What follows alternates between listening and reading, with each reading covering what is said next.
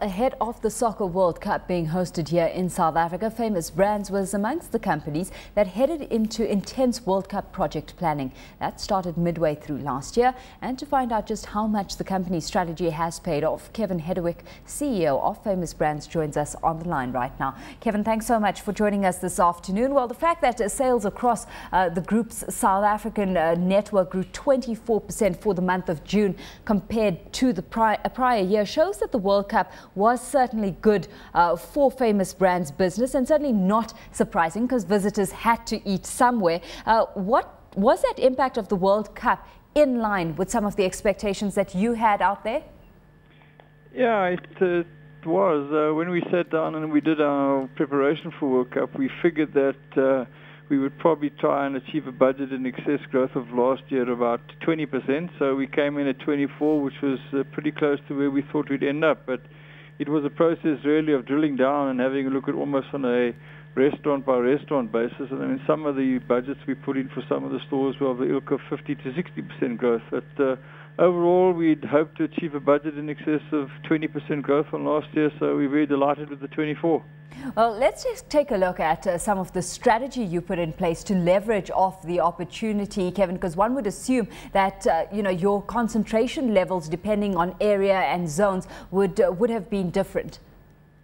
Yes, it was. I mean, for us, fundamentally, one of the most important things, really, which we focused most of our time on, was making sure that from a franchise network point of view, there was completely uninterrupted supply of product, what we didn't want to do was to be swamped by tourists and or even the locals that were on holiday and only find that we'd run into stock problems. So a lot of work happened behind the scenes in terms of procuring product, making sure that our manufacturing, we'd built up stock, we hired in a bit of transport. So right at the front end of the business, nothing happens in business until a sale is made, and you can't make a sale unless you've got the product. Mm-hmm. So we made sure that there was uninterrupted supply of product to our franchise network, no matter where they were trading. Where your commitment was to ensure that uninterrupted supply, irrespective of the additional volumes that the group anticipated having to manage, were numbers of visitors to the, where those numbers of visitors to the country came in below expectations. Had you at all overgeared? I mean, what numbers were you looking to cater for?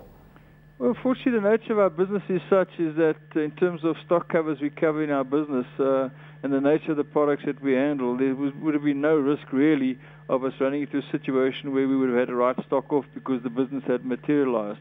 A lot of our stuff has got quite long shelf life, and otherwise it's frozen. And then in the bakery business, where you have some degree of risk, you're literally baking on a day-by-day basis. So it's difficult to build up finished product bakery, but certainly would have built up with flour, and again, that's not perishable. Were there any challenges that the group faced during the period that served as lessons learned, Kevin? Yeah, I think there were. In terms of dealing with that amount of volume, you plan to say make 3 deliveries to a particular restaurant during the course of a week, and you think that's enough to cope with some of the volumes. But if you look at some of the turnover that some of these restaurants do, especially those at the airports, on transient sites and in fan parks, we found ourselves having to go there sometimes 4 or 5 times a week just to cope with the sheer volumes.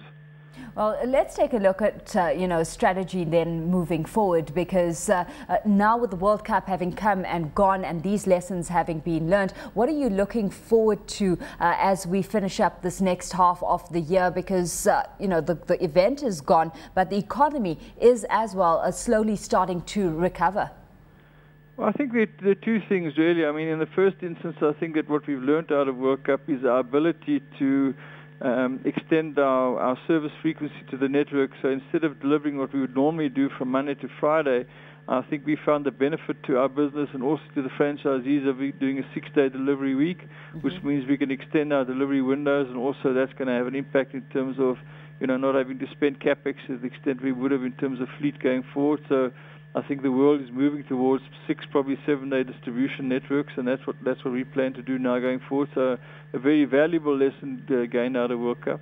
And then the other part of your question is, we, like everybody else, said that come 17th of July, we'd probably end up with all a hangover in terms of the fact that consumers don't have disposable income or very little left. So in the next 7 to 10 days, I mean, our major brands in the form of Wimpy, Debonair Steers and Megan Bean are embarking on quite robust and aggressive marketing activity to see that we can sort of keep the momentum. So even if there's a shrink on disposable consumer income, we want consumers to, if they think home meal replacement or convenience or take-out foods, is that they'll think famous brands.